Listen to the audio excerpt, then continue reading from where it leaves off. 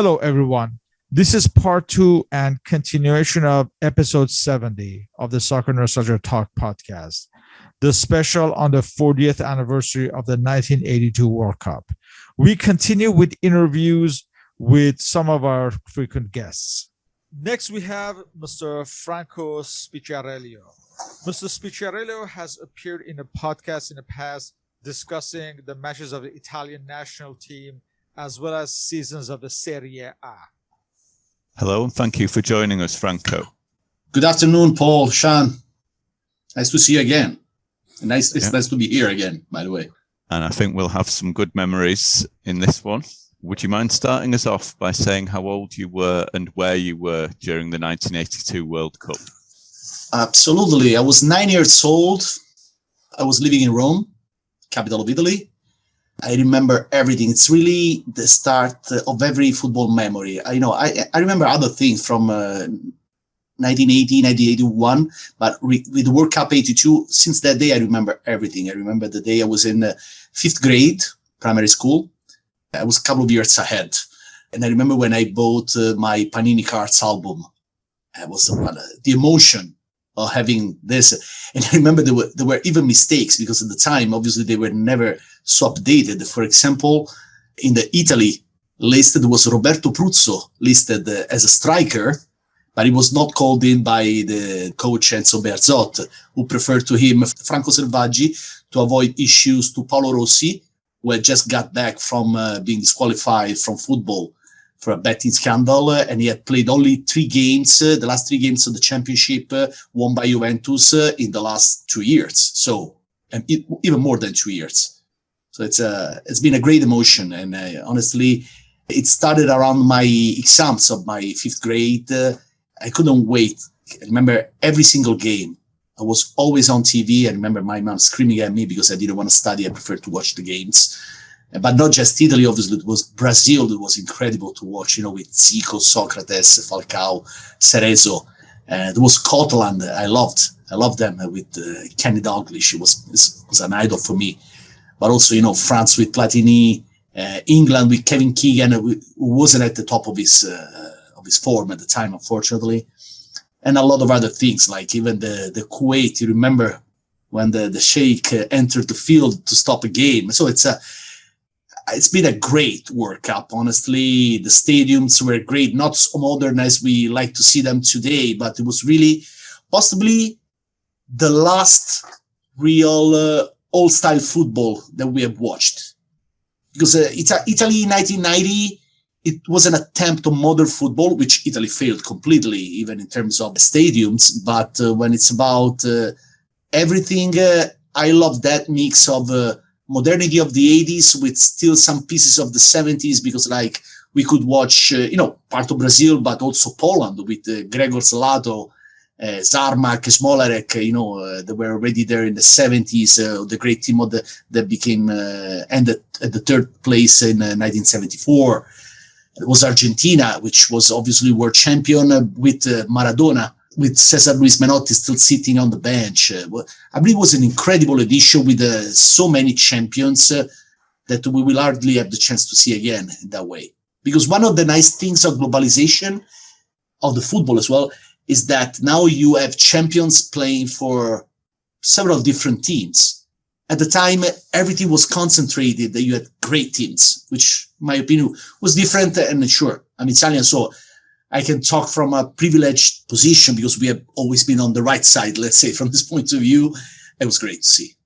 This was your first World Cup that you experienced, it's fair to say, right? Yeah. I was 5 when Italy was playing in Argentina World Cup. I can remember sitting on the sofa with my dad watching a couple of games. But honestly, when you're 5, you don't really remember and realize what you're doing. So yes, 1982 and European Championships 1980 a little bit, but World Cup 82 is really my first experience as a football fan. What are your strongest memories of this World Cup? Well, I remember every single minute, every single game. Italy started in a very bad way. 3 ties in the first 3 games with Poland, Peru, and Cameroon.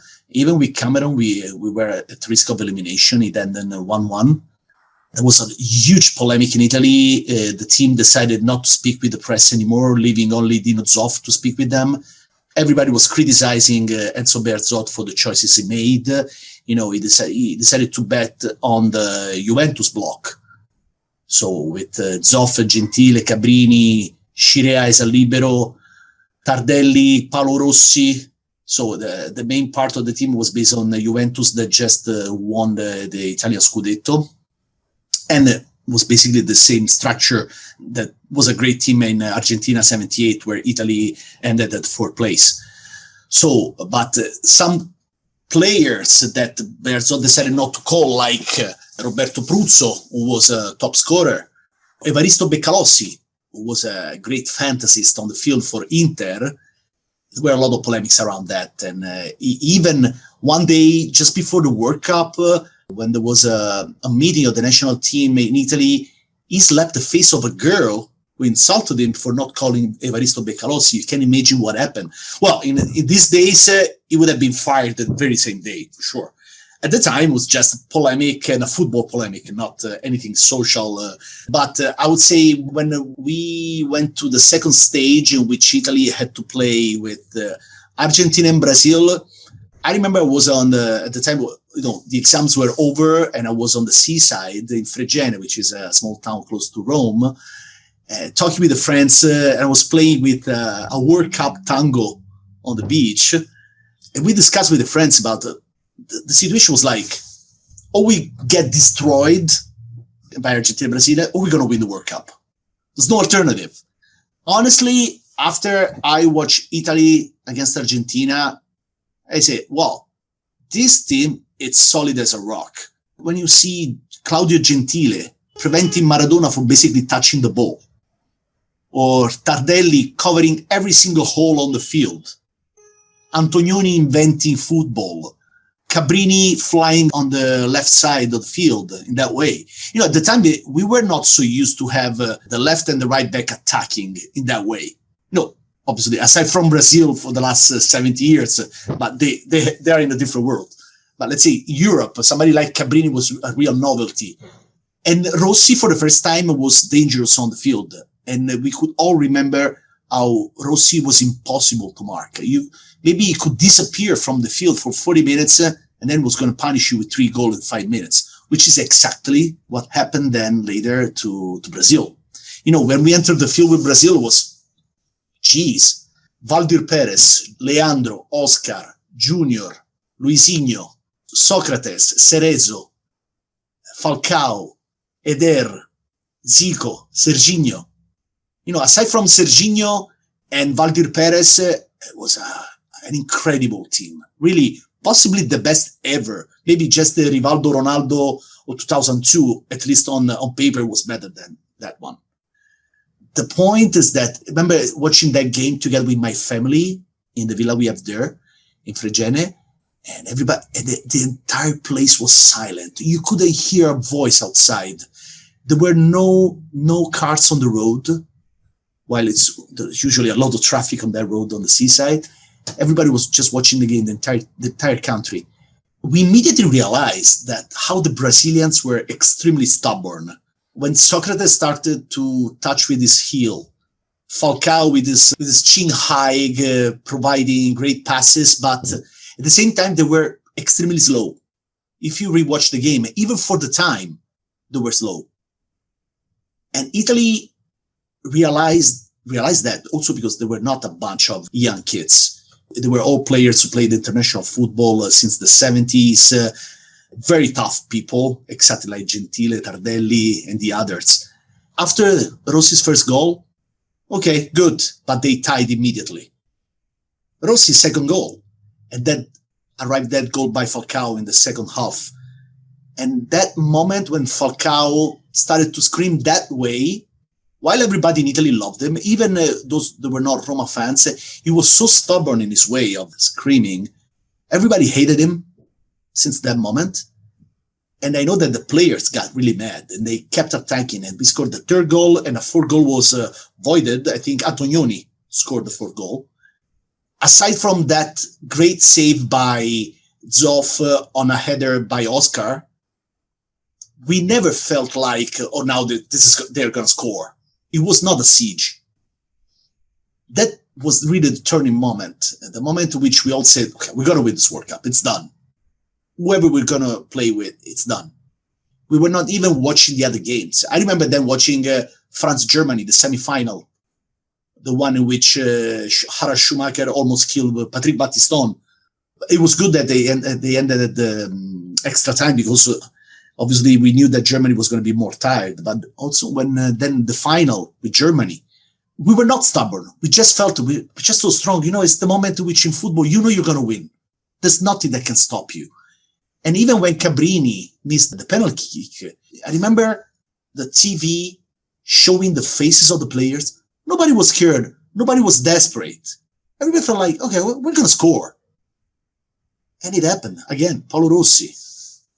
Then Breitner also scored later by, Tardelli, Altobelli. It was a very easy game. But also the semi-final with Poland was the same. I believe that nobody even considered Poland at that moment. I believe they also made a mistake in basically saying that they were happy that they were at the semi-final once again after 74. Only Boniek, who was not on the field at 74, obviously tried, but I believe that he ended his energy after scoring those 3 goals, I believe, against Belgium in the second stage. So it was over. So it was really an incredible run for Italy, for the Azzurri.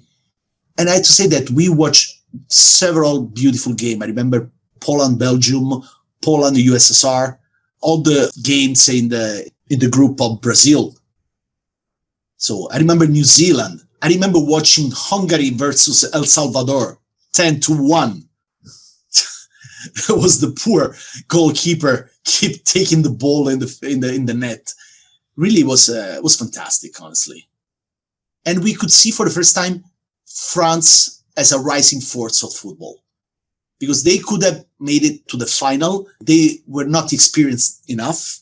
That's why they lost with Germany in the end, because they were better than Germany at the time. Then we were going to see it in Euro 84, which they won it.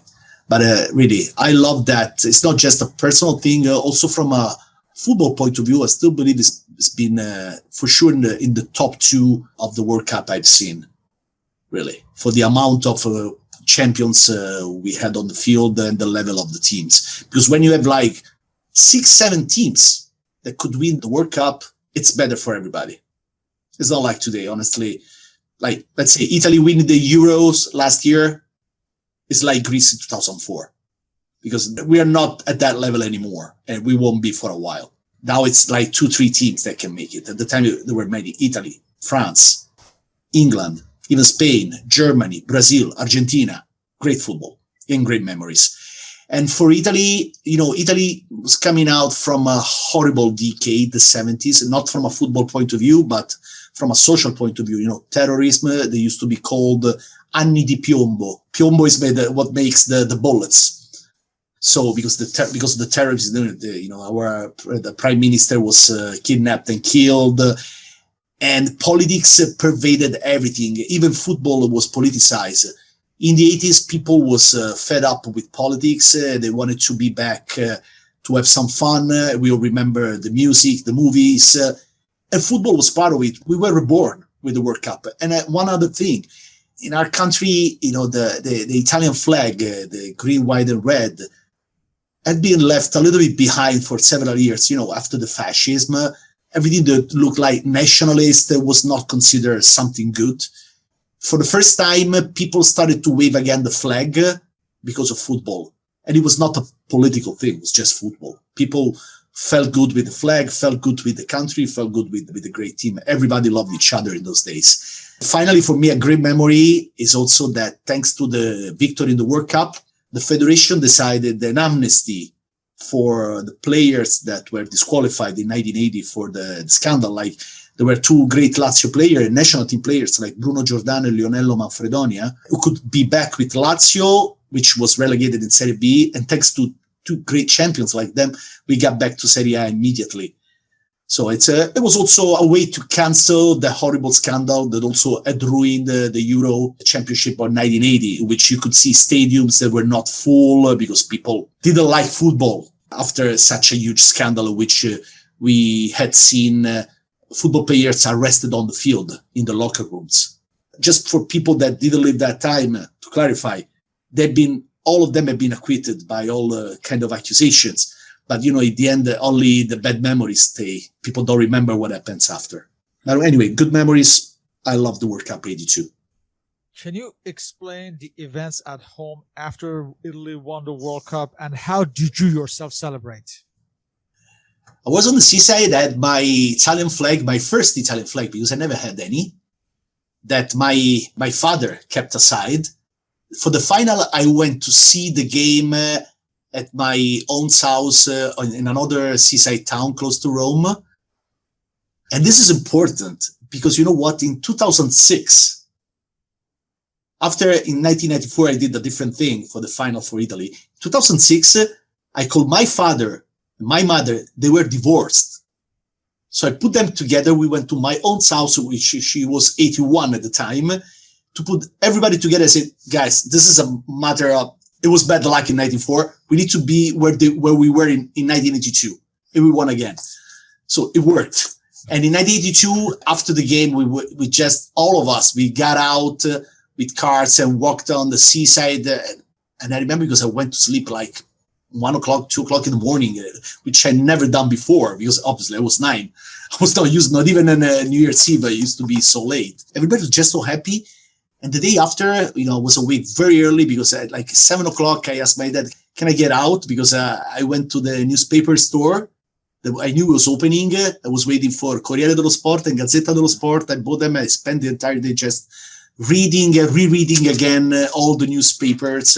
And I like these images of these two newspapers in front of my face. And I still remember the anchorman, the speaker of the game. His name was Nando Martellini. It's very famous because once the game was over, after the final whistle from the referee, Brazilian Coelho, and he said 3 times, Campioni del mondo, campioni del mondo, campioni del mondo. And you know that in 2006, the speaker of the game, of the final, he was ready. He was presenting the game together with Beppe Bergomi, who was on the field in the final of 1982, because Antonioni was injured. At the end of the game, they were ready. He said, Beppe, are you ready? And 3 times they say again, Campioni del mondo, but they said it a 4th time because that was the 4th World Cup. So that's, this is the real memory. And, it also started the best time ever for Italian soccer, football. From 82, all the foreigners coming to the country. Platini and Boniek arrived in Italy immediately after the World Cup. Falcao was already there. Zico arrived 1 year and a half later. Lazio got Joao Batista, that was the best midfielder in 1978. Hans-Peter Briegel, Karl-Heinz Rummenigge. It's been a great time from 1982. Yeah, sure. I would say until 2006 in some way. But those 80s until early 90s, it's been the most, all the best players were playing in one league. Because not even Real Madrid, Barcelona, Bayern Munich, or British teams could compete. Everybody was in Italy. We never had such an experience in the most recent times because you got Serie A, Premier League, La Liga, and Bundesliga. So you had champions playing in different leagues. At the time, like Italy was the Super League in some way because you had all the best players playing there. And that's why also you had such a differentiation in terms of teams winning the Scudetto. Even Sampdoria won the Scudetto, AS Roma won the Scudetto, Verona, incredible. Verona in 1985 won the Scudetto. It was more competitive also because of that. And do you still have your Panini album from 1982? Sure, I do. I got all the Euros and World Cup. World Cup I stopped with 1990, I have to say. I have 82, 86, and 90. So I sure do. And I remember hours and hours in the last weeks of school because the Panini album used to come out for the World Cup around April, late April, early May. And, the exchanging the cards with my friends at school. Another cool thing I still have somewhere. Guerri Sportivo, the weekly magazine at the time, they published the small posters of the teams participating to the World Cup, but they did it in April. And if you remember, there was a final game, a final playoff between China and New Zealand, if I remember well. So, and for some reason, Guerin Sportivo published China participating into the World Cup. I still remember the name of the goalkeeper, a guy called Li Fusheng. Still, those names that just you get stuck in your mind. And then New Zealand won it, and they had also good players like Winton Raffer. He had a long career in Europe. These were the best memories, really exchanging cards. And I still have some doubles somewhere. I have a box where I keep the spare cards. I have stuff from 1978 to 92, 93, something like this. But every year I still buy the Panini album because I have two daughters, 12 and 6. Okay, we don't complete it. That's not the same tradition, but they love sitting with me because they know that I like it. So they sit with me, we attach cards, they know the players, they know the Azzurri. It's one of the few things that modern football didn't change. If you think about it, it's still a card that you have to attach to a piece of paper. It's not in electronic, but it's still great because it's an experience that you can touch. Thank you for sharing your memories. Based upon your description, it sounds like it was one of the most memorable World Cups of your lifetime, just like us. Absolutely. I want to thank you for sharing your experiences firsthand. No, thank you for calling me for this. It's great to remember, and it's great to tell for the people that were not there, were too young, or were not even born, because I know there are a lot of young people following your blog and your podcast. So thank you. Thank you. Thank you. Next, we have Mr. Davey Naylor. Mr. Naylor is the administrator of EnglandStats.com. In the past, he has appeared on the podcast discussing the seasons of the English national team. Thank you for joining us, Davey. Thank you for having me. Hello, everybody. Hello, and please could you start us off by saying how old you were and where you were during the 1982 World Cup? I was 9 and I was in Barcelona. Okay, it's a good start. But I'll put a caveat on that. I didn't go see any matches. My mother would not let me. I don't know why we were there. My mother was there for work, or she was seeing a friend. But we were actually in Spain during the kind of like second round stages. We were there, so I kind of like had it all around me. But she wouldn't let a 9-year-old go to a Spanish football match. So yeah. I have to assume that this was your first World Cup that you experienced as a fan. Most definitely. I mean, yeah, 9 years old. Yeah, I wouldn't say I was a fan at that point. I wasn't necessarily aware. I mean, I remember it distinctly, but and of course, I was aware of the England team and obviously wanted them to do well. But I don't know if I was a football fan at 9 years old. I think I was probably, but I was still aware of what was going on. Yeah. And what are your main memories of this World Cup? It was hot.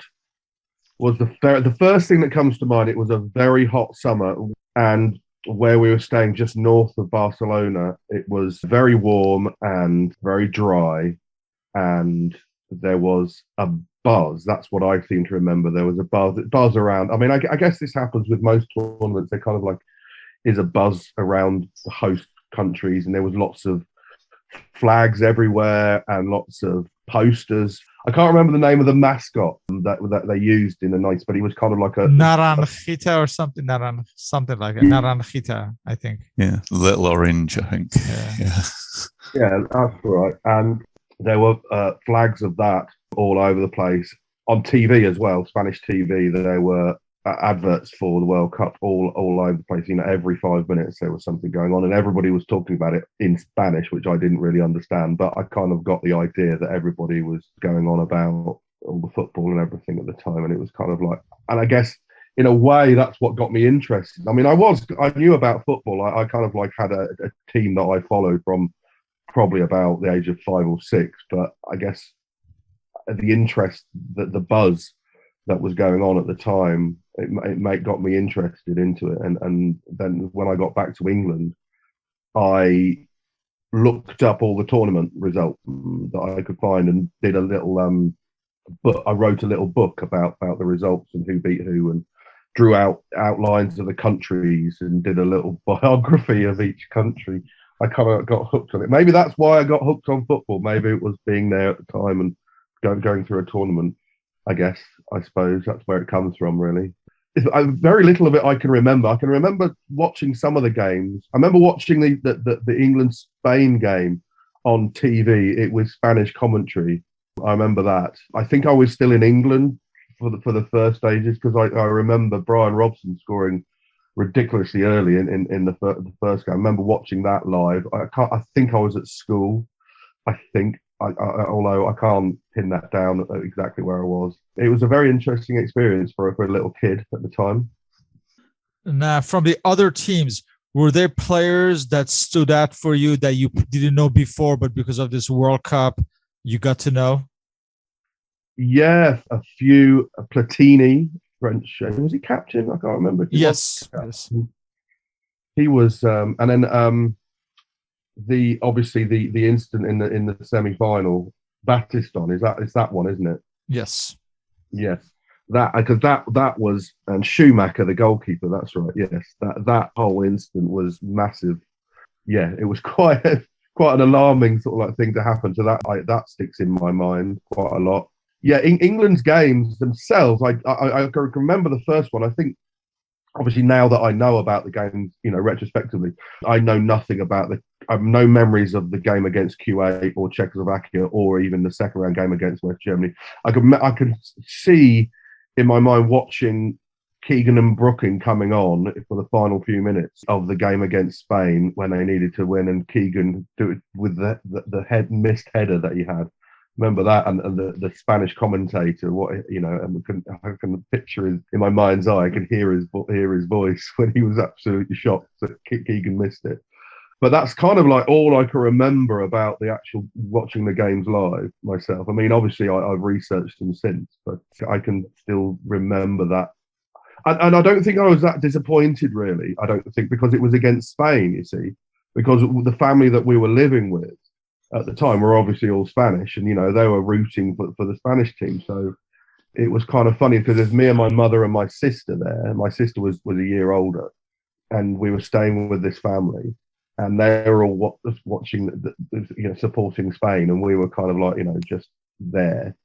And I guess they thought that because we were English that we would be rooting for the other team. But I can't seem to remember being that disappointed when England didn't go through to the semi-finals, to be honest. I think I was more disappointed that Spain didn't go through, because my hosts were so enthusiastic about their team going through. There was probably lots of Spanish swearing going on, which I didn't pick up on. But that's my strongest memory of that World Cup time. And when you do look back, and obviously with the hindsight of England's performances in the following World Cups, how would you assess how they performed in this World Cup? Looking at it's the only time England have ever won all three games in the group stage. Still. But they started well. Obviously, 27 seconds in, Brian Robson scores against France, and then that game ends 3-1. And then it kind of goes downhill from there, because although they did beat Kuwait and then Czechoslovakia, that's it. They only score one goal in each of those games, and then no more in the weird second round, which FIFA had concocted at that World Cup.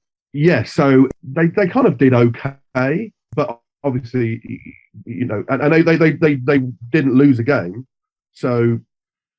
And that's always a good thing. But I mean, I guess they couldn't do it. Couldn't get that one goal against Spain that they needed. I think they would actually needed two, looking at the statistics. I think, because I know West Germany beat Spain, so I think they probably needed 2 goals, to be honest. But yeah, I think they did all right. And of course, it was Greenwood's last hurrah before Bobby Robson took over. So they've done better in that World Cup since, I think. But it was a great World Cup. I think those two in the 80s, and obviously Italia 90, for people my generation, those three stick in the minds so much, more than any other, really. Simply because, because don't forget, because England hadn't qualified for the previous 2 World Cups. So England hadn't needed to qualify for the 66 and 70 World Cups, because they were hosts and champions, respectively. And then they failed to qualify for the next thing.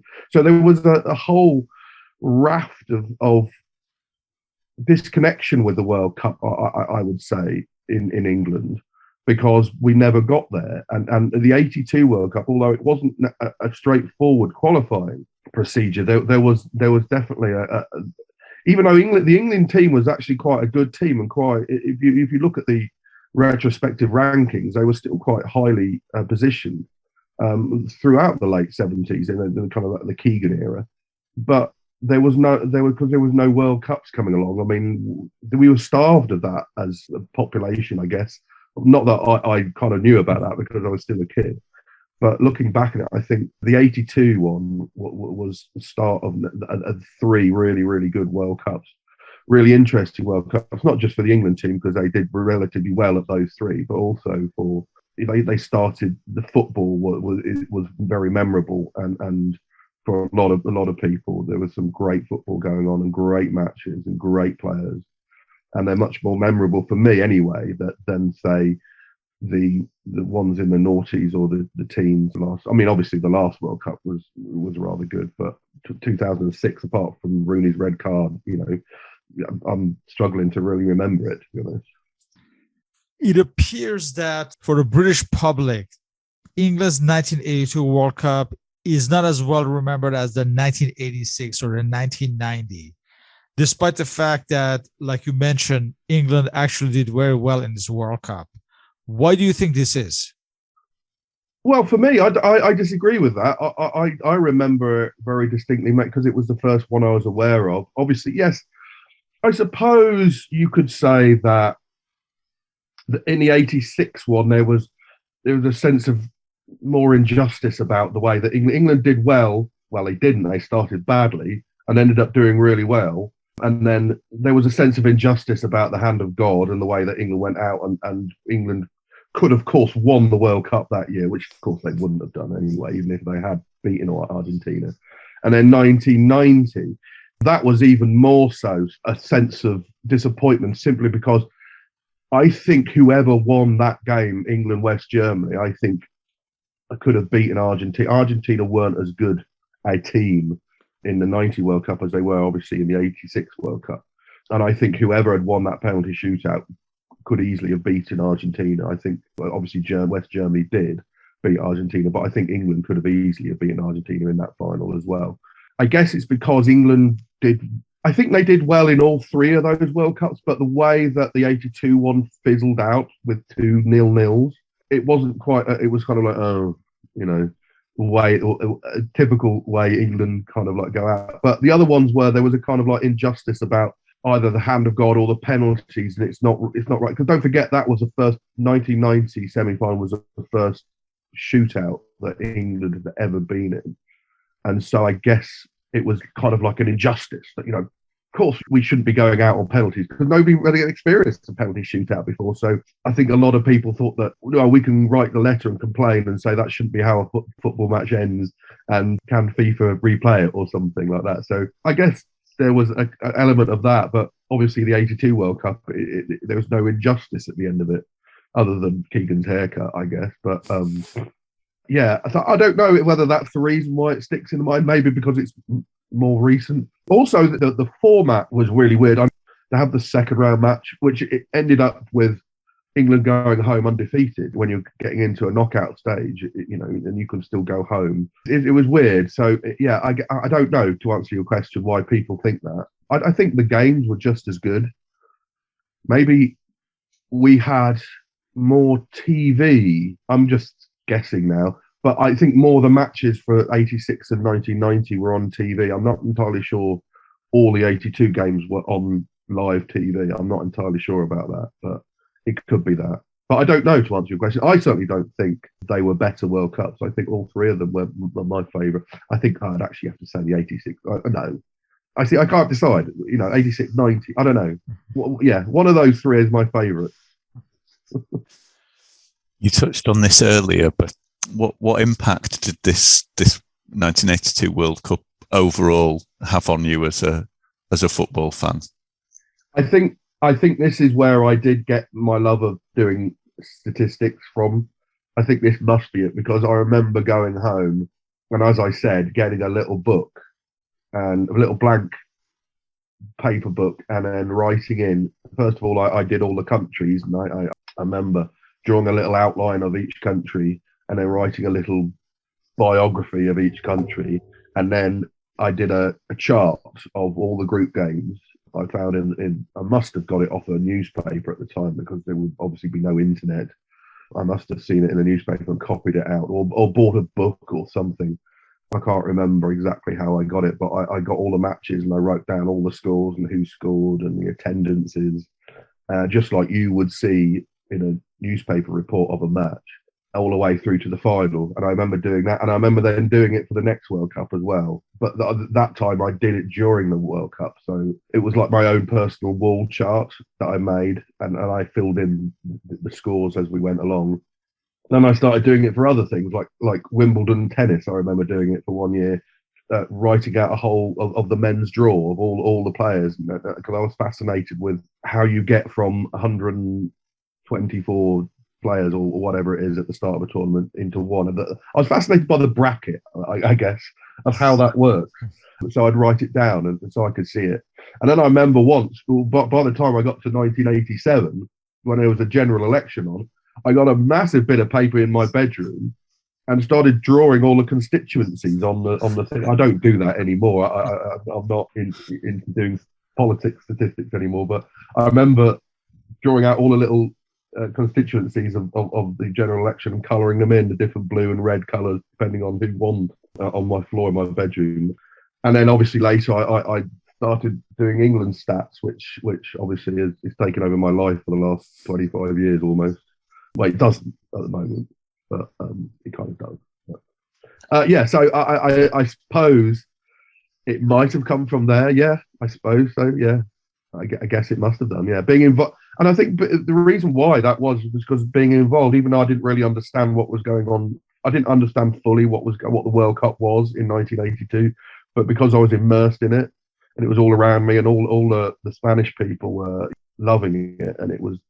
Everybody was talking about it. We go to a restaurant, you go to walking through Barcelona, and there'll be flags and bunting up everywhere, and there'll be people playing football in the streets, and just that whole excitement of the whole thing got me interested. Why I chose statistics, I don't know. Maybe that's just my brain thinking, well, I've got to have order in I've got to see the order of how it works. I'm a bit like that, but yeah. Thank you. Yeah, it certainly seems to have had a big impact on those of us that were around that age, 8 or 9 at the time. Yeah, it was. And it certainly wasn't, because I've said this before, it certainly wasn't any kind of like a patriotic thing following England at that time, because I didn't really know what that meant. And B, it was just the whole tournament, really. And as I said, I wasn't that disappointed when England actually went out. I was more disappointed about the Spanish not going through. Obviously, now that I'm quite obviously follow England. I watch all the matches and go to quite a few of them as well. But when I can, I don't live too far from Wembley. It's probably about 10 miles away. But yeah, it wasn't. And it wasn't. Yes. So what I'm trying to say, it wasn't really from a patriotic reason watching World Cups. That's the reason why I started doing it. Obviously, later on it did. But I remember watching the '94 World Cup, and England weren't in that, and really enjoying that. Of all the World Cups that you watched, how do you rate the 1982 World Cup? Well, definitely up there. As I said, the three in the 82, 86, and 90, those ones, I think are my three favourite ones. Obviously, I'm far too young to remember 66, although Mexico 70 looks fantastic, I must say, because I guess it was the first one in real colour. And when you watch those games, I've got 3 England group games. I've got the 4 England games on video that England played, and I watched them. It just looks a fantastic tournament. So that one's quite good up there. But yeah, the rest since 1990, 98 was had potential, but it didn't go to 2002 and 2006, as I said, and 2010, 2014. Oh dear, you see. I guess they're not very memorable, any of those ones. And apart from 2018, obviously, was quite good. And as I said, it's not just because England did well in that one, although that is part of it. Because I said I like 94 as well. But I do think those 3 in the 82, 86, and 90 were very special, I think. It was before the money really came into football, I guess.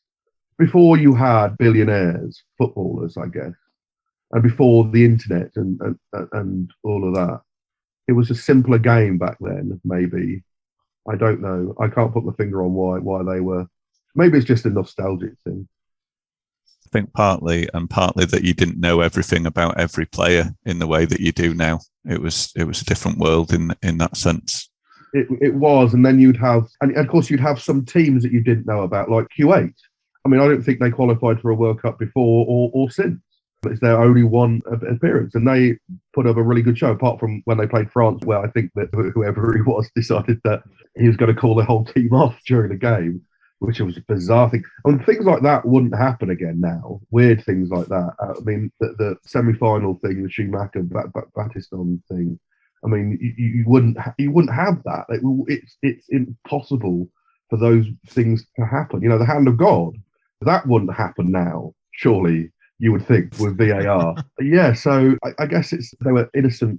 Innocent's not the right word, but you know, more raw.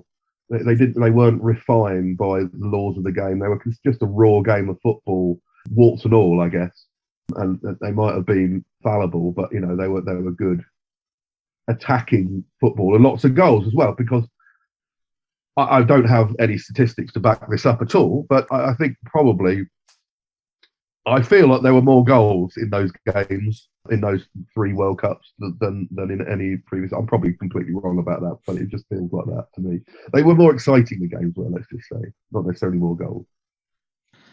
Thank you for sharing your memories. You're welcome. Yeah. I'm going to go back and watch a game now. I might go back and watch the first.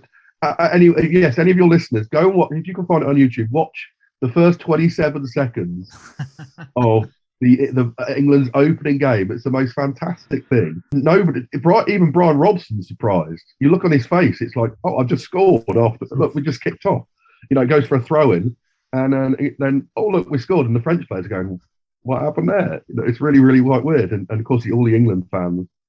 That's another thing I remember. Sorry, there was a lot of England fans in there, and yeah, they weren't very well behaved. This is the age of hooliganism, and I think England had all their games in Bilbao, but there were some England fans in Barcelona, I remember, and they weren't very well behaved. I remember that, and that was another reason why my mother wouldn't let me go to see the match live. Yeah, that's another memory I'd forgotten. Not a pleasant memory. There was that wave of hooliganism. I didn't really encounter much of it, but I remember seeing lots of football fans shouting and swearing at each other and throwing stuff one day, which is not a good thing. Wasn't the best part of that World Cup, let's just say. Sorry to leave that on a down note. Yeah, I was about to say. Maybe we put that in first. No, thank you for sharing those memories. It's very interesting, especially with you being in Spain at the time. Yeah, well, as I said, it completely went over my head that was happening. So I didn't have any excitement about going there, apart from, we're going to go to Spain for a couple of weeks. I didn't know about the World Cup at all before I got there. And then when we were there, what's all this? Oh, it's World Cup. What's that? Oh, right, it's the football. Oh, right, okay, I know football. Yeah. Oh, this is interesting. So, yeah, I guess I'd never heard of the World Cup before until I was there in the middle of it. It was quite odd. Thank you for having me on. Thank you. Next, we have Mr. David Stewart.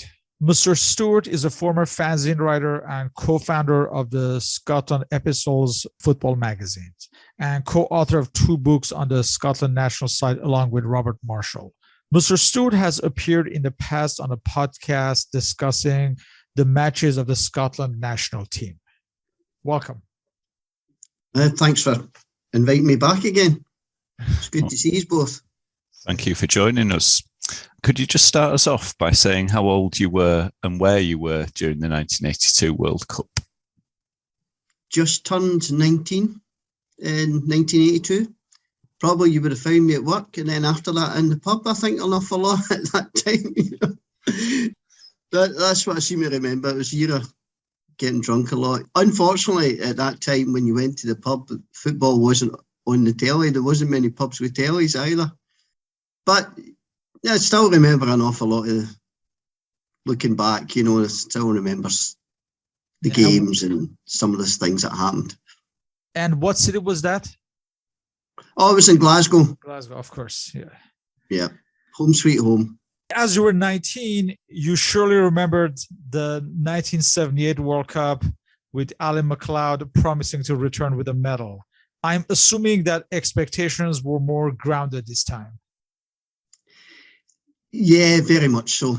I think particularly if you look at how Scotland qualified, it was never a campaign that really got any great excitement about it. You know, I mean, they ground out the results, 1-0s, and said to a lot of people who talk about the World Cup in 82 and complain about Alan Rough and the goalkeeping and things like that. If you look back at the campaign, Alan Rough dragged the teams kicking and screaming into that World Cup. We scored very few goals, but, he had so many clean sheets in Sweden and Israel, and in Northern Ireland as well, the game that got us through as well. These were big games and big moments for him. But most people just remember the World Cup and think, oof, Rough. And can you please describe your main memories of the World Cup itself? So I suppose in terms of, we start off probably, Scotland and how we got on. That good start we had. Well, it started well. Gordon Strachan was on fire in the first game, and before you know it, we're 3-0 up against New Zealand. And then the wheels fell off the bar a wee bit, as I say. I suppose one of the things going into it was that Jock Stein didn't seem to have a clue who to have in the centre of the park. So for that first game, I think it was Alan Evans, and was it Willie Miller? I can't remember, to be honest. It might have been Hansen, but certainly the two goals we lost were defensive mistakes. Danny McGreen at one, and I think Evans for the other one. And before you know it, we did manage to get another couple of goals in 5-2, but again, that would prove our downfall ultimately. Obviously, going into the second game, Brazil, David Neary's goal, we all remember that, just what Jimmy Hill described as a toe poke, and which a lot of Scotland fans have never let him down since. It's one of those things, why is that such an indignant statement to make? It was a toe poke, it's almost, I suppose it's that, when you used to play football as kids, it was like, right, these are the rules, no poaching and no toe bashers. I think that's how people saw it, it was a disgrace to do that even when you were playing in school, to toe bash it. And I think that's why it was such a furore around it. And if the game had stopped after 14 minutes, I think we would have been fine. But it was a great performance by the Brazilians in terms of the goals, in terms of, Zico's free kick, Adair's chip. People still blame Alan Rough for being off his line. It was expecting a cross. You'll not see a goal like that again. Falcao's as well. They were magnificent goals. I keep saying to people, which one did you expect him to save? I'm an Alan Rough apologist. Did you get that, don't you? Of course, this is the season Thistle's been relegated. Actually, the team that Rough played for and I support. So we've been relegated already that season. So he would actually leave us in that summer. But I think it was that we just thought the Brazilians were just wonderful. I think it was a wonderful performance. And then we come on to for Scotland, the USSR game, and just, again, it's like a wee bit of hope, and it's killed, isn't it? Joe Jordan straight away, early in the game, Big Joe, first game in, goal. Then you have the USSR equalise, and then you have the calamity between Miller and Hansen. It was just a mess where they bumped into each other and they managed to score. But it's one of those things that, I suppose it depends where you're from. But see, if you live in Scotland it was definitely Alan Hansen's fault. I imagine down in England, people might have seen it as, no, it was probably that Willie Miller, because Hansen's too classy to make a muck up like that. So it is one of those things you look back and you think, oh God, what was going on there? And then soon as he equalises in the last few minutes, you're not up. But your hopes are dashed, and before you know it, we're out again. Which is always the same grace in some World Cups, because then you can start to enjoy it a bit more. And a lot of this World Cup was enjoyable, no doubt. And a lot of it was to do with the Brazilian team and how they played. I suppose we do look at, it was that thing, and people say the greatest team that never won the World Cup. You maybe think if they were that great, would have had a better centre forward than Serginho. Was it that? That's who it was, wasn't it? And of course, the Italians, how they started poorly and then got into it, and Paolo Rossi just hits a wee bit of form. I think towards the end of the match between Brazil and Italy, I think I started rooting for the Italians. I don't know. I don't know what it was. I just thought, although they were quite hard, quite dirty, quite typical Italian team, you know, there was an attacking flair to them as well, you know, and they just had what the Brazilians didn't have, somebody who could put the ball on the back of your net. So I suppose I wasn't broken-hearted when the Brazilians went out, you know, because I felt at that point the Italians had shown themselves to be a good side. I'm trying to remember who else in that World Cup. Obviously, there's the West Germany Algeria thing, and that match was it West Germany and Austria that played out the shame in Shahan. Yeah.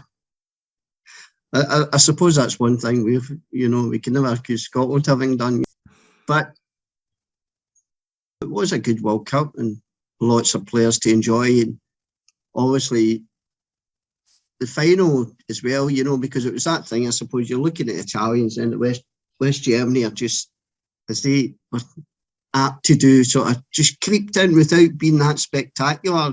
But I suppose Italy had started badly as well. But certainly the final I enjoyed very much.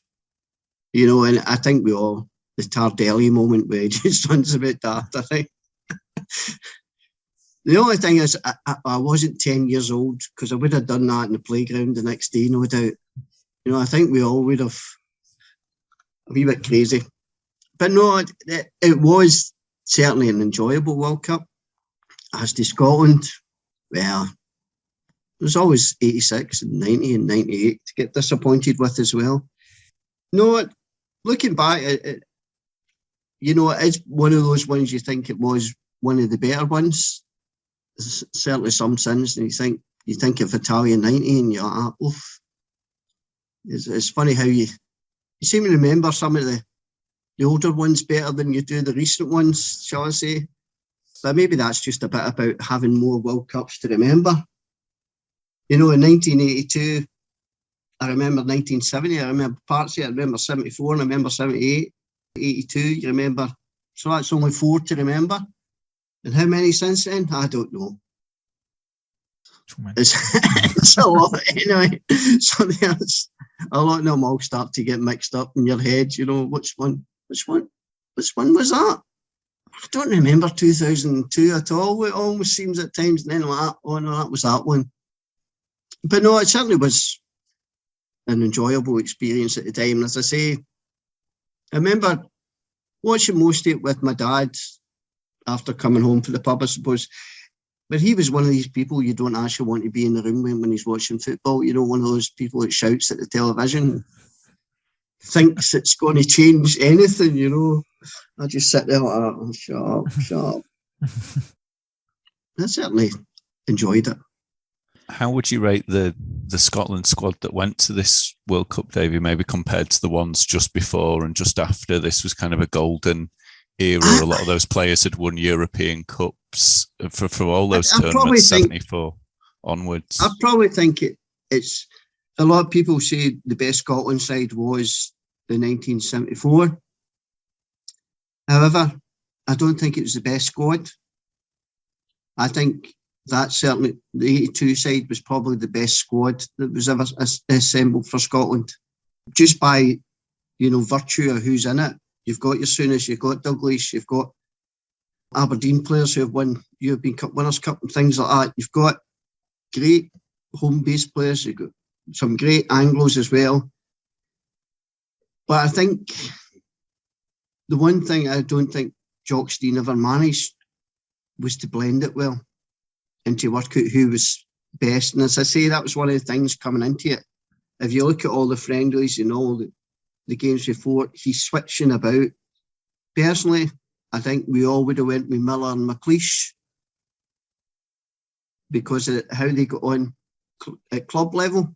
But I don't think he fancied McLeish for some reason.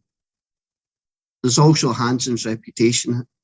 So, although Hansen never performed that well in Scotland, it was how highly touted he was in England that, I don't know, sometimes there was a pressure to play him that maybe it wouldn't surprise me as soon as was there saying, oh, you've got to play Alan. No, you've got to play Alan, and he did have, the era Jock Stein as well, but I think there was a failure to blend and decide who was going to make that pairing as well. Up front, Archibald, Ali Brazil, they weren't the greatest. Archibald, a great player, but he was ever a great team player in many ways. But sometimes that's what makes for a great striker, someone who takes the ball on, can be quite greedy, takes that shot when he gets it. That was Archibald for you, and it wasn't always what you needed in a team setup, but it's what worked for him. Otherwise, why would he end up at Tottenham and then Barcelona? I mean, he was a great striker, he just wasn't that great, or didn't blend well in a Scotland team. In midfield, you had Strachan, you had John Wark. These were great players. So I think for the squad that was assembled, it was disappointing. I suppose one of the other things is the star player is Kenny Dalglish, isn't he? But Kenny Dalglish never had any great performances in the World Cup. Where in 74, 78, 82, he never showed his greatness there. I mean, he had some decent moments and goals, but you just never saw him take a game by the scruff of the neck as such. On balance, I would say perhaps Scotland did not do too badly. They defeated New Zealand as they were expected to. They lost to one of the best Brazilian sides in history and tied with a strong Soviet Union. Do you think their performance will historically be reassessed at some point? No. I just think. I suppose the thing is, the 2-each game, without that flawed moment, we probably would have taken that and would have been okay. But it was ours to win, and sadly we ended up losing in a way. We lost the place because of just that one moment. And that's what we'll always look at. We always look at, we scored too soon against Brazil and we mucked it up against the Soviet Union. So no, I don't think it'll be looked back as a great performance or a decent performance. I just think it just goes into another disappointment. Although not quite 78 level. In the lead up, do you remember John Gordon Sinclair and the Scotland national team singing "We Have a Dream"? Do you have a memory of that? It's a well-loved song. I mean, let's face it, it's not taking itself seriously, which probably a World Cup song should do. Do you know what I mean? Or if you think, we've been quite good for some of those, but some of them haven't been so good.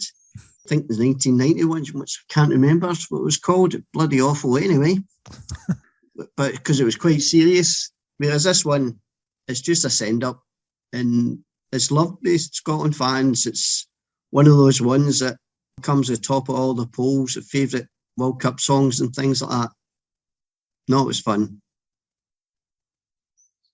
And looking back over the whole tournament, are there any particular players that have stuck in your mind, or really came to prominence in that World Cup? Because it was obviously different in terms of the television coverage. You wouldn't necessarily know those players beforehand. I suppose the big one is Socrates in many ways, isn't it? You just, Socrates. Yeah, and I suppose we always think of him for that World Cup and just the type of man he was, that 40 a day cigarette man, and just everything about him, just a whole sense of panache and style and grace, I suppose, in some ways. So I suppose he looms large over it, as well as Paolo Rossi as well, but obviously the Italian thing slightly before that, where it was kind of banned and things like that, kind of doesn't quite make him a hero in some people's eyes, probably mine too.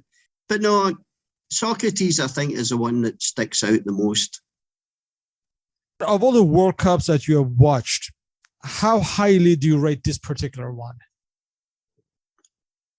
Very highly, I think. I mean, I haven't even mentioned the Northern Ireland performance during it. I can't think of it, that whole beating Spain and all that. It certainly was enjoyable. There's some great football strips as well. You even have to say I quite liked the England one for that one. No, I rate it quite highly, to be honest. I do love some of the, do I remember much in the 1970? Probably not, but I probably have that high up there just because you've seen all the clips since. 74, I think I must have seen every game, just because school finished the day of the first match. 78, I loved some of it. 86, I loved. Beyond that, some of it starts to lose a wee bit of flavour for me. 98 was a really enjoyable one just for, I was working with a group of kids. I work in social work, and the group of kids I was working with really enjoyed the whole thing, and it was just such a pleasure it was only 5 kids, and every game was a wee build-up in every game. So that has great memories for me as well. And not just in a footballing sense, but that was just a really nice time in my workplace and things like that. But there's been some decent ones, recently, but I think it's probably nostalgic as well, isn't it? There's probably something in that. So yeah, I do rate it very highly. Thank you for your memories. That's no bother. No, thank you. That's great. Hello, everyone. We close off this special with myself and Paul interviewing one another and sharing our own memories of this 1982 World Cup. Well, Paul, please start off by saying how old you were and where you were during this 1982 World Cup. Thank you, Shahan. Yeah, it's a pleasure to relive this tournament. I was 8 years old in the summer of 1982, and I was at home in Leeds in England. At this point, I assume you were a football fan, but the concept of a World Cup was still foreign to you. That's right. My experience was all of English football and some European football, whatever was on television, and obviously English clubs were doing well at the time. But yeah, the idea of South American countries and African countries and the rest of the world was, just a really exciting idea. And it was I don't have any memories, certainly of 74 or even really 78. So it was absolutely my first World Cup experience. Given that you lived in a football country, do you remember anything to the lead up that perhaps raised your awareness about the impending World Cup? Yeah, there was a lot of coverage. It was the first time England had qualified for 12 years. So it was a big deal. And with Scotland and Northern Ireland qualifying as well, there was probably more television coverage than usual. At the time, I used to read Match and Shoot, the main football magazines, and they had a lot of coverage as well. Each team released a record ahead of the tournament. I still have the England one this time. We'll get it right. And yeah, there was a lot of excitement, I think, ahead of the tournament. How are your discussions with kids your age, either in the lead up or during the World Cup? I assume it was summertime, so perhaps you did not encounter school kids, but maybe kids in your neighborhood. Yeah, I think it was just around the time of the school holidays. I'm fairly sure when it started, I was still at school. And then at some point, maybe at the start of July, I can't remember even exactly when the holidays started in those days. But yeah, nearly everyone was, even people who weren't really football fans, I think were quite excited about it. And at school, we'd be kicking a ball around in the playground and in the neighbourhood. And, you know, everyone had their favourite players, generally English players, before the tournament. And then maybe that changed a little bit as you became aware of the different players from the World Cup. But yeah, people had the Panini sticker album, and yeah, it was a really, really big deal, maybe for England more than some of the other countries, because it had been, you know, a relatively long time since they'd qualified. In your own words, please describe your memories of this World Cup. I had the wall chart that came from Match, and I was getting ready to fill in all the results, and I was just excited about the whole tournament. But I presume because of the Falklands, the opening game wasn't shown, which seemed a bit strange and a bit disappointing. But after that, I watched virtually every game that I could. A lot of the games were played simultaneously, so it wasn't possible to watch every game. But the standouts from the opening round, well, I have to mention England first of all, and that amazing start to wait 12 years for a World Cup and score within 30 seconds. And that was easily England's best performance of the World Cup, and most exciting game. Everything went downhill a little bit after that. And the Brazil-USSR game is another one that really sticks in the memory, that the USSR were an excellent team as well and probably deserved to get something from the game. But the way the Brazilians played and the 2 goals they scored to win a game with the 2 goals of that quality, I was just in love with that team straight away, really. They played with such flair, and Zico, Eder, Falcao, Socrates, just amazing players to watch.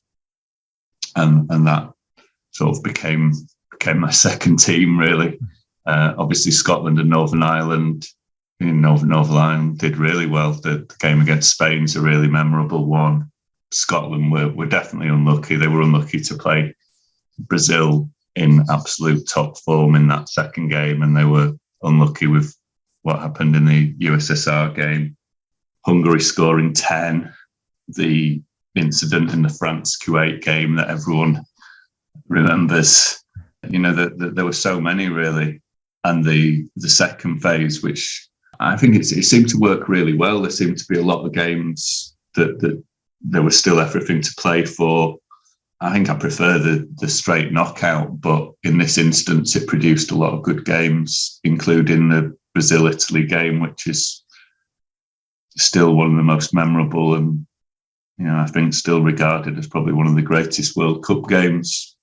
And this tournament had 2. And the West Germany-France semi-final was incredible as well. And in both cases, I was disappointed because I wanted Brazil to win, because I'd followed them and been so taken with the way they played that I was really disappointed. But looking back at Italy with a better team, Paolo Rossi was in amazing form. But France, West Germany just seemed like such an injustice, what happened in that game. And that was really disappointing as well. And then that definitely led to me supporting Italy in the final and being glad that they won. But it was just a great tournament. I mean, everything seemed so different to the football that I was used to watching in the wind and the rain in England. The colours were different, the kits were different. It all seemed like a different world, even though it was only in Spain. it just seemed very exotic and exciting, certainly to an 8-year-old football fan. And obviously, as an 8-year-old fan, you're not really watching the game in an analytical way. So how was your experience of watching the games so young? It was definitely more emotional. You sort of knew which team you wanted to win, maybe certainly in those games I mentioned, and you wouldn't necessarily understand the tactical side of it. England, even at that age, I couldn't understand why they played so defensively. Definitely in the second stage, the West Germany game was terrible, and the Spain one wasn't much better. And I was an admirer of Glenn Hoddle, and I couldn't really understand why he wasn't used in that team, especially when they were obviously short of creativity. Tony Morley had just had a really good season and helped Aston Villa win the European Cup. It seemed like these players should have been in the England team, and they just played a very cautious defensive style, which was disappointing, especially when you compared it to the way other countries were playing. Maradona, obviously, I had an idea who he was, and you saw glimpses of him in this World Cup, but nothing really to tell you what was going to come later from him. Just seeing him on this tournament anyway, which was, there were a lot of players that Boniek probably wouldn't have seen before, Platini even, because the coverage, as we discuss in our regular podcasts, was so scarce, really, of football outside England and certainly outside the European competitions. There were a lot of players that, to an 8-year-old, just seemed to come out of nowhere, and I was just judging them on however 3 or 4 games in this World Cup. Do you have memories of watching the matches, say, with family or relatives? I'd have watched some of the games with my dad, and my brother might have sat and watched a couple of them, but if we think that he was a couple of years younger than me, I think it would have meant even less to him. I remember watching Brazil against Argentina with my friend Joe, who I'm still in touch with, and he works in football still. And that was a really memorable game. The Brazil-Argentina, again, that was Brazil at their absolute peak in this World Cup. And we'd go out afterwards and kind of relive the games on the street and try and hit the ball like Eder's free kick and things like that, and adopt the names of a Zico or a Rossi. And, it was just such an exciting experience all round, and definitely had, as you said, I was already a fan, but this just introduced me to literally a whole world of football that I hadn't really experienced before. Besides television, did you also, I know you were young, but did you read the daily newspapers as well? I don't remember the daily newspapers as much. I might have seen them in the newsagents, but I would have got the copies of Match and Shoot definitely during this tournament. And they'd have the match facts and the lineups, which even then I was quite interested in. Some of the information around the games as well, and in the build-up they'd have the squads and the players, and the Panini album had quite a lot of information as well. So I guess that was the basis for my understanding of it, and the knowledge was the information I could pick up from those sources, really. In the fall, when school resumed, was the World Cup a topic of conversation with the other kids? I think a little bit. There might have still been goals scored in the playground that were celebrated as Paolo Rossi or Brian Robson. But I think with the start of the English season, that would naturally take priority and become people's main interest again. So these league matches, did you start watching them with a different eye after the World Cup? I think to some extent it was the same type of football.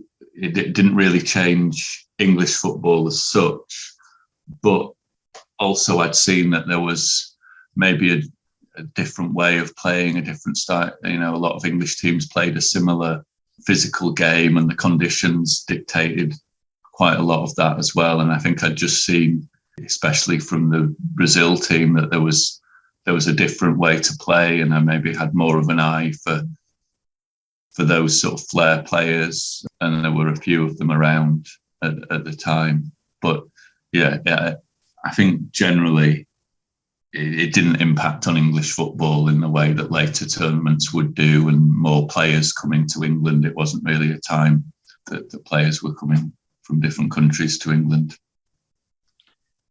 I wonder what your assessment of England's performance was at the time, and if that perception changed as you grew older and became more knowledgeable about the game. That's an interesting question. And I think my feeling of disappointment, and England were unbeaten. It was a decent performance, especially in the light of some of the other tournaments they've been involved in. But it was also a good squad. I think, as other guests have said, it was full of players that had won European trophies, that were experienced internationals. And I think at the time, I didn't really understand why they played so cautiously after the first game, and certainly in the second stage. The idea just seemed to be to play for the draw against West Germany and then hope to beat Spain.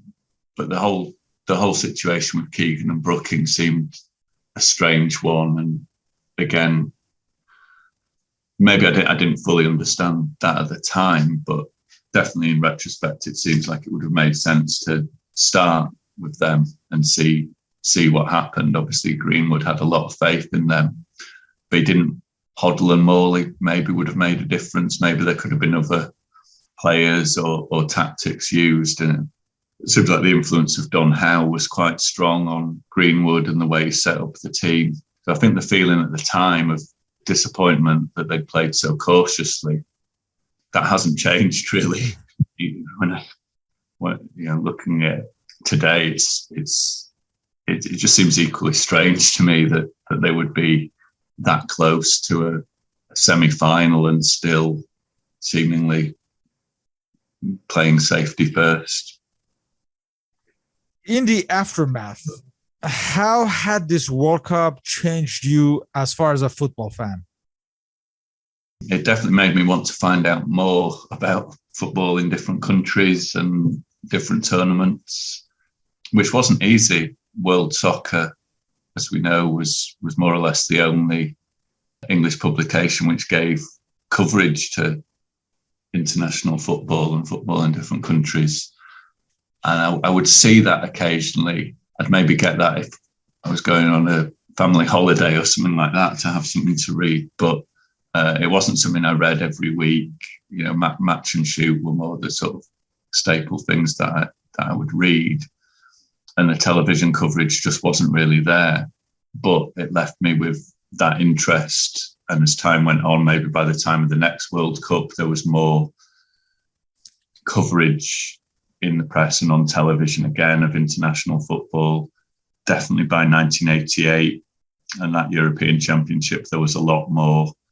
And 1990, and as the 90s progressed, that grew. But this was definitely the start for me of realising that there was a lot more football than I'd seen. And it was just a little frustrating at times, just not having access to that at the time. That took quite a long time to be able to see or even read about international football in any depth.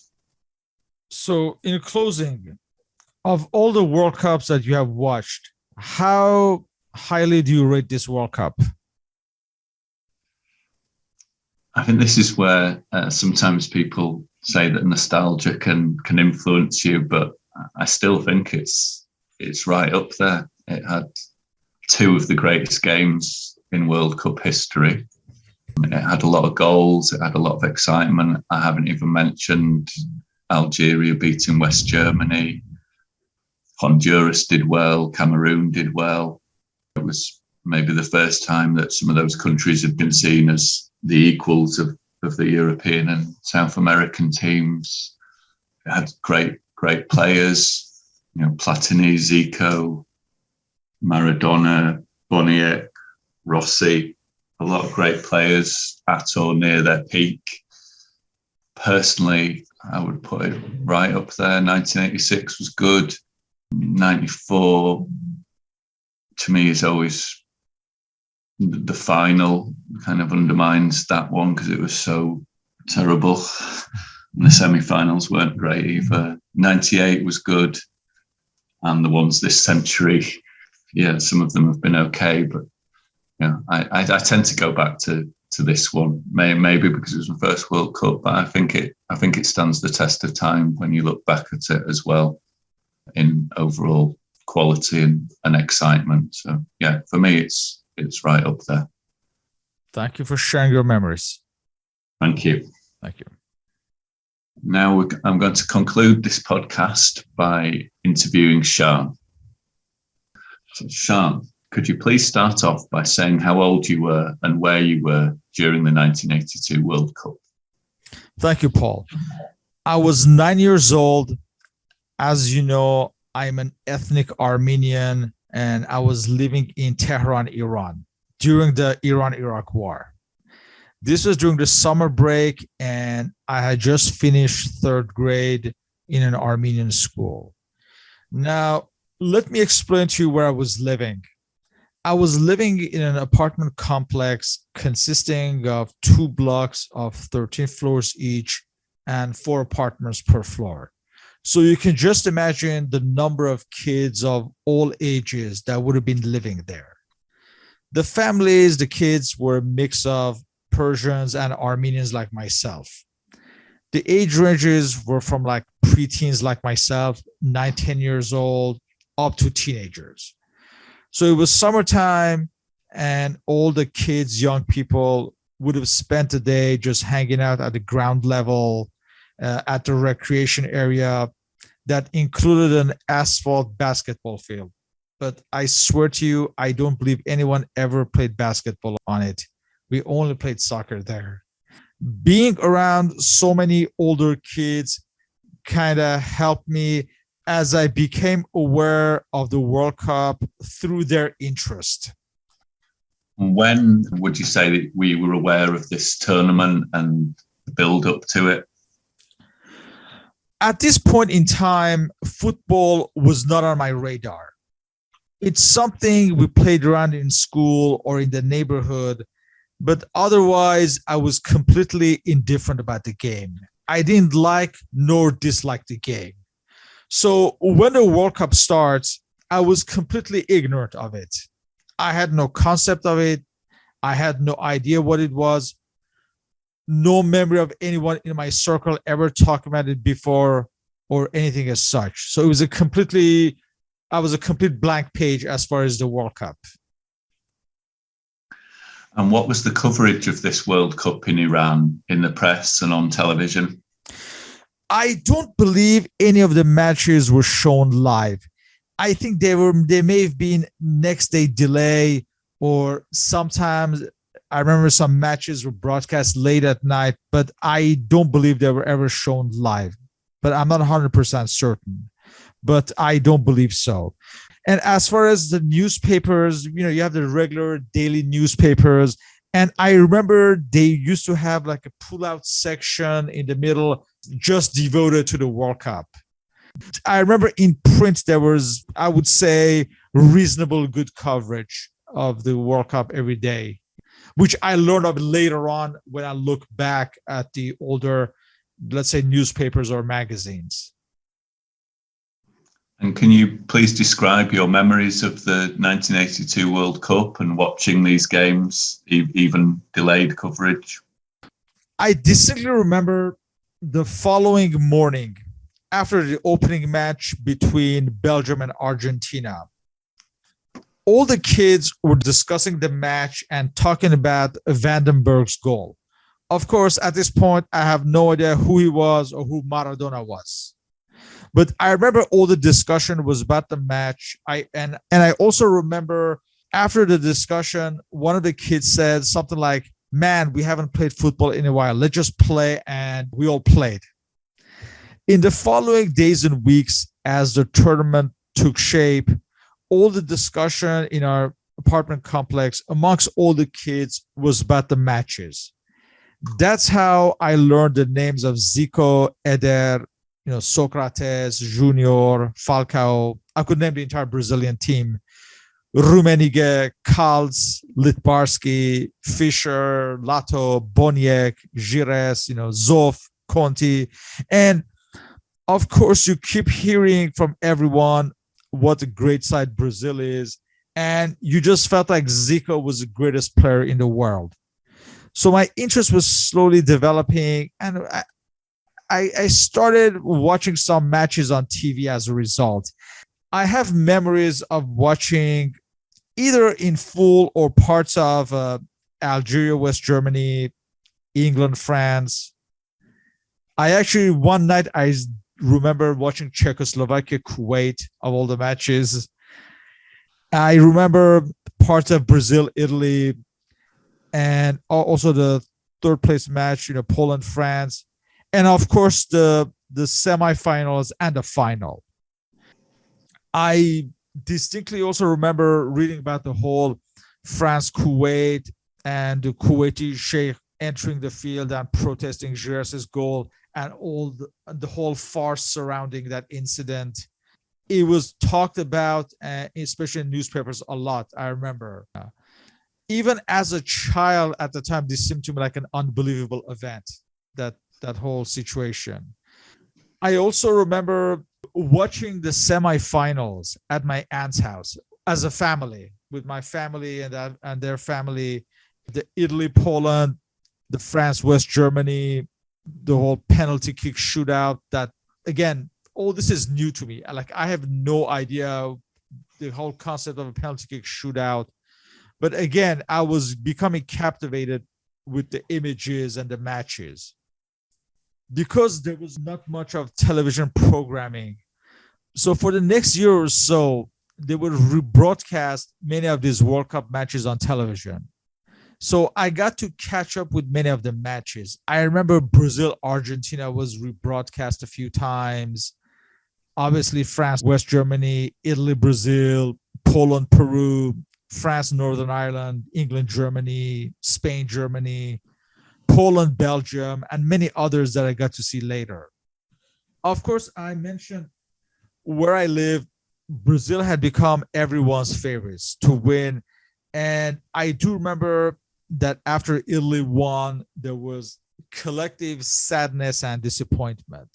Getting to the final, I remember we watched the final at our home with my father, my brother, and a few of our friends.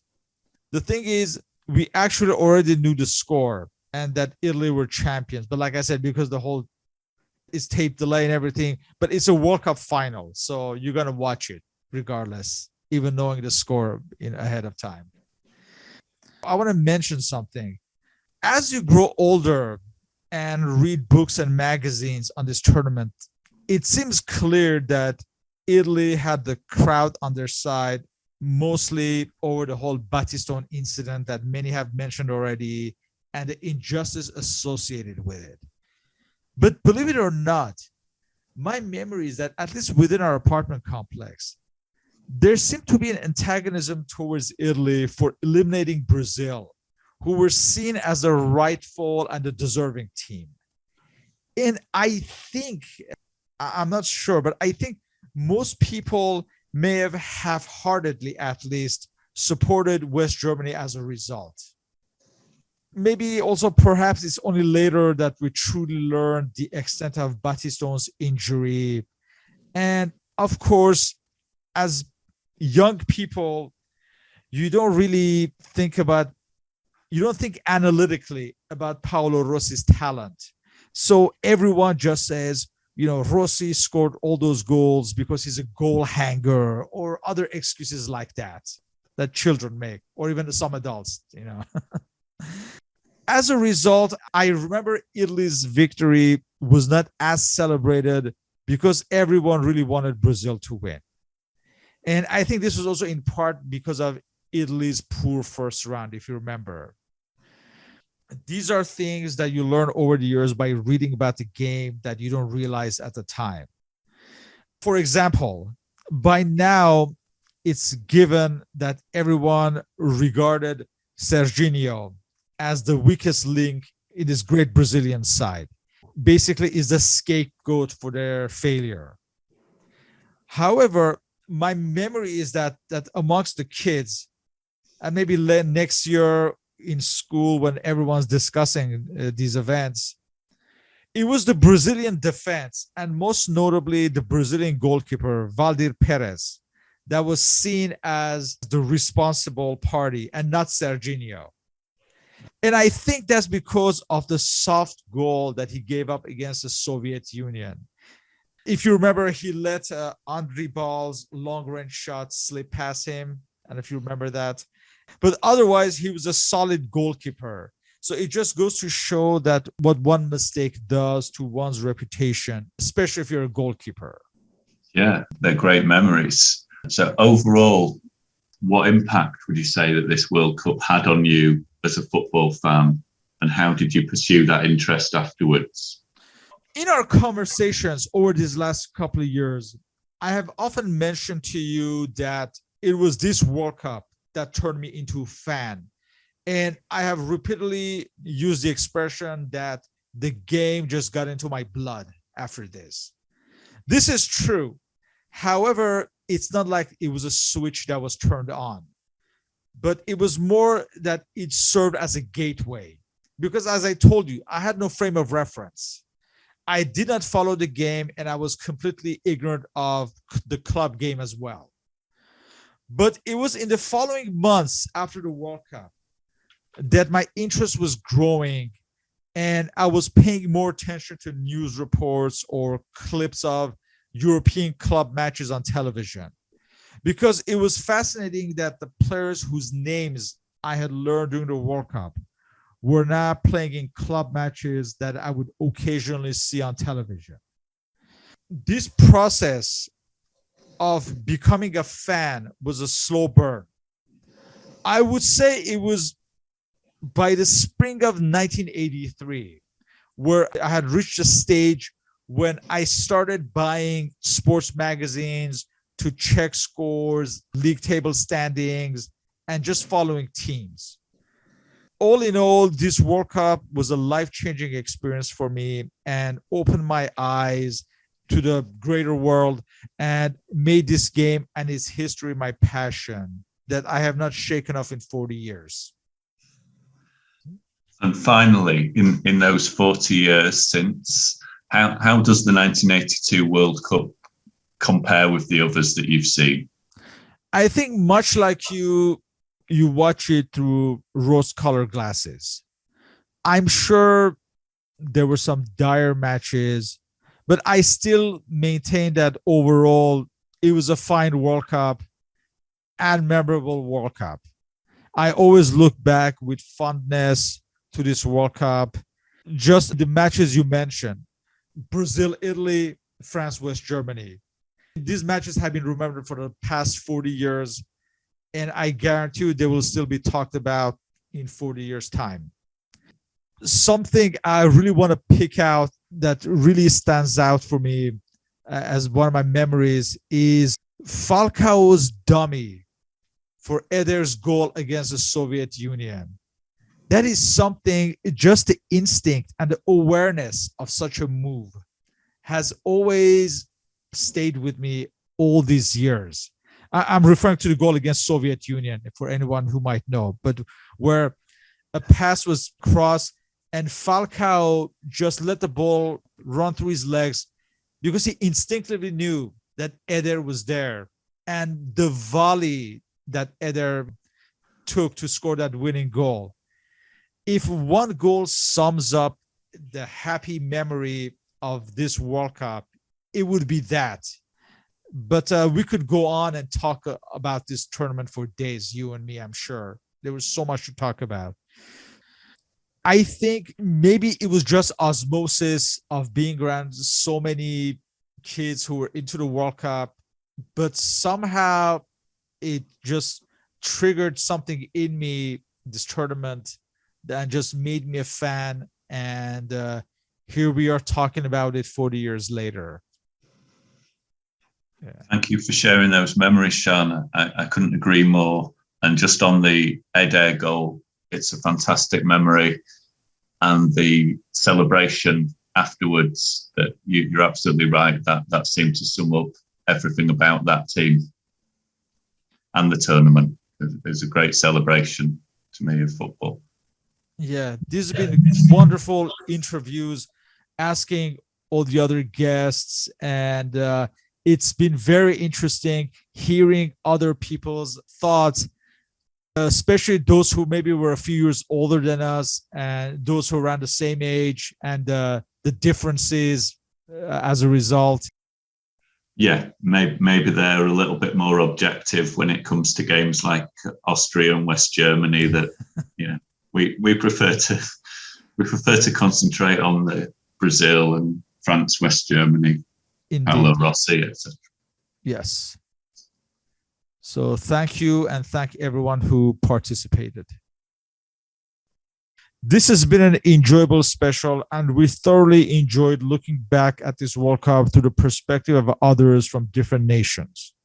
Once again, we would like to thank everyone who participated in this special podcast.